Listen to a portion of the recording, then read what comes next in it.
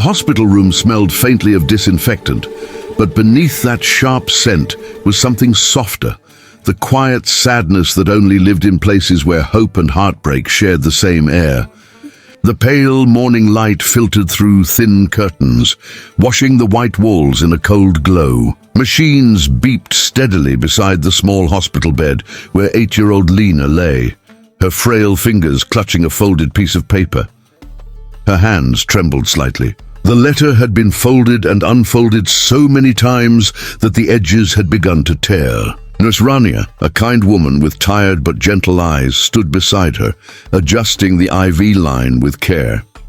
"Sweetheart," Rania said softly, "do you want me to read it for you?" Lena shook her head, her small face determined despite her weakness. "No, I want him to read it." Rania smiled sadly. "You mean the person this letter is for?" Lena nodded. Her voice was barely above a whisper. "For Mr. Adam Khan, the CEO who never smiles." She traced the words on the envelope with a trembling finger, the uneven handwriting almost childlike, yet full of meaning. Rania sighed. "He's a very busy man, honey. I'm not sure if he'll come." But Lena's eyes glimmered with quiet faith. "He will. Sometimes people just need a reason." Across the city, in a glass tower that pierced the clouds, Adam Khan stared at the endless skyline. He had everything: power, wealth, reputation, yet nothing truly touched him anymore. Since losing his wife and young daughter in a car accident 5 years ago, his life had turned mechanical. His smiles were rehearsed, his words calculated, and his heart locked away. When his secretary entered with a phone in hand, she hesitated. "Sir, the children's hospital called. A little girl named Lena wants to meet you." She sent a letter. Adam didn't even look up. "A child, probably some charity stunt. Tell them I'll donate." But the secretary paused. "Sir, the nurse said the girl specifically asked for you to read her letter. She said it's very important." For a moment something flickered behind Adam's cold eyes. Curiosity, maybe even a faint ache he thought he'd buried long ago. Against his better judgment, he sighed and said, "Fine, arrange it."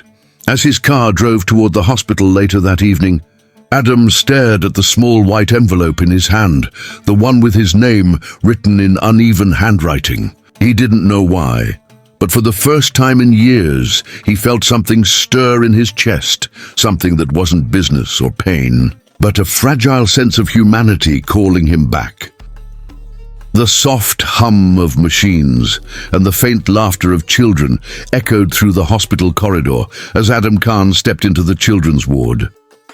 His polished shoes seemed out of place on the spotless white floor, each step echoing with quiet hesitation. Nurses whispered his name, not in admiration but in surprise. It wasn't every day the city's cold, untouchable CEO visited anyone personally. When he entered room 207, he stopped short. The room was small but bright, with hand-drawn pictures taped to the walls. Smiling suns, colorful hearts, clumsy stick figures. The air smelled faintly of antiseptic and crayons. On the bed sat Lena, her thin frame half buried under a light blue blanket, her oxygen tube resting gently under her nose. Yet when she saw him, her eyes, large, brown and filled with warmth, lit up like dawn breaking through clouds. "You came," she whispered weakly, her lips curling into a fragile smile. "Thank you, sir." For a moment Adam couldn't speak.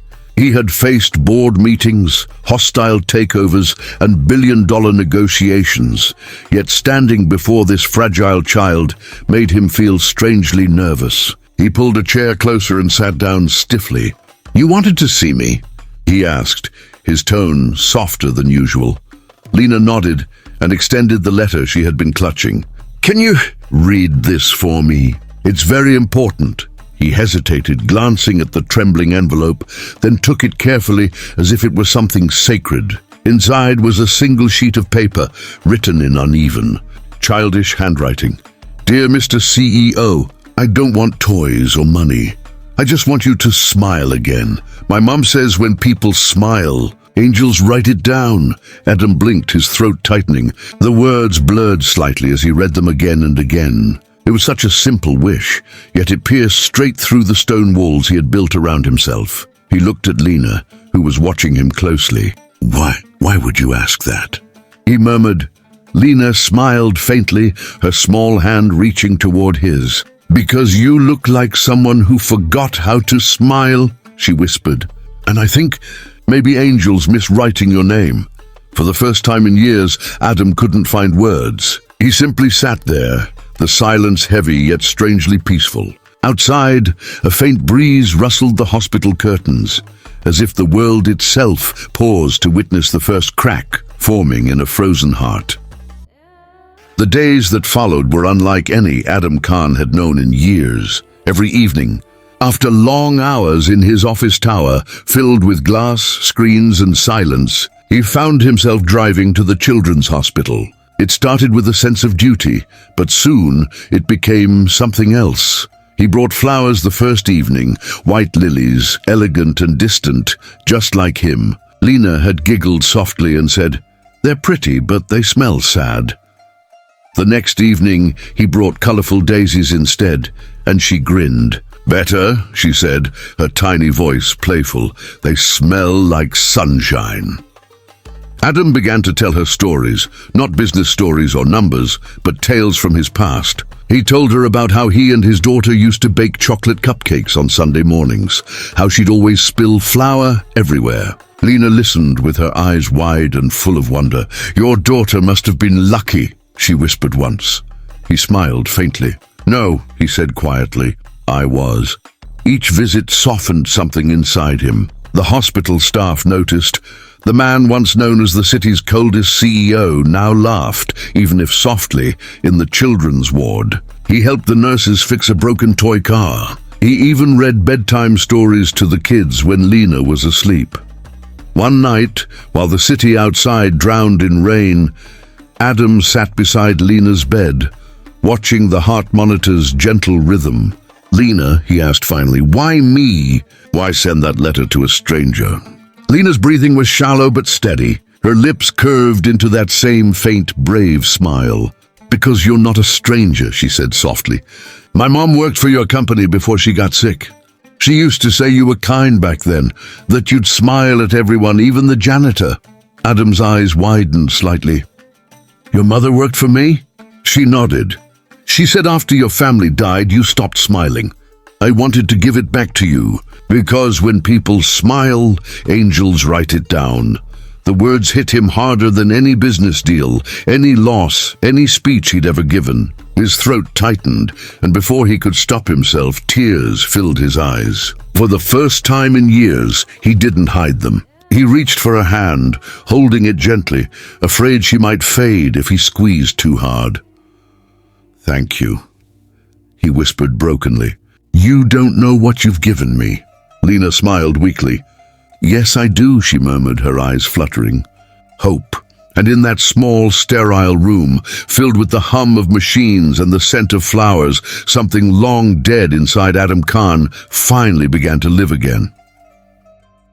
The next morning, Adam Khan arrived at the hospital earlier than usual. He carried a small, stuffed teddy bear in one hand, the same kind he used to buy for his daughter years ago.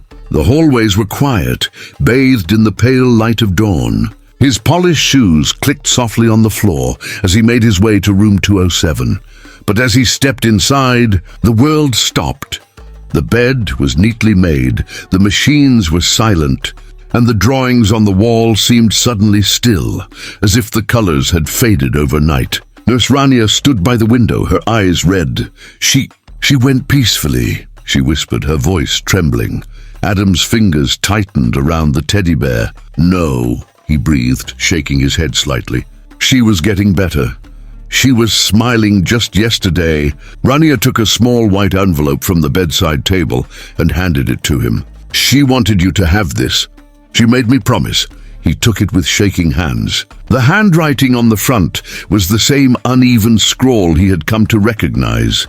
For Mr. Adam Khan. He opened it slowly, his heart pounding. Inside, on a single sheet of paper, were words written with childlike simplicity, yet carrying the weight of eternity. Dear Mr. CEO, if I'm with the angels now, please keep smiling. Don't be sad for me. Build something for kids like me, a place where no one feels alone. Remember, when people smile, angels write it down. For a long time, Adam couldn't move. The letter trembled in his hands as tears blurred the words. He sat beside her empty bed and finally let the grief wash over him, not just for Lena, but for everything he had buried inside all these years. That day, the man the city once knew as the CEO who never smiled didn't go back to his office. He went home, found an old photo of his wife and daughter, and placed Lena's letter beside it. Then he made a promise, one he intended to keep. Weeks later, in the heart of the city, a new building stood tall but warm, painted in soft colors, its windows filled with laughter and life. Above the entrance, golden letters read, "Lena's Home of Smiles." It wasn't just a charity. It was a sanctuary for children without families, a place filled with love, play, and healing. And at the opening ceremony, when the cameras flashed and people cheered, Adam Khan smiled, not the cold, practiced smile of a businessman, but a genuine, radiant smile that reached his eyes, because one little girl's final wish had done what nothing else could. She had healed a broken man's heart and reminded him that angels still write down every smile.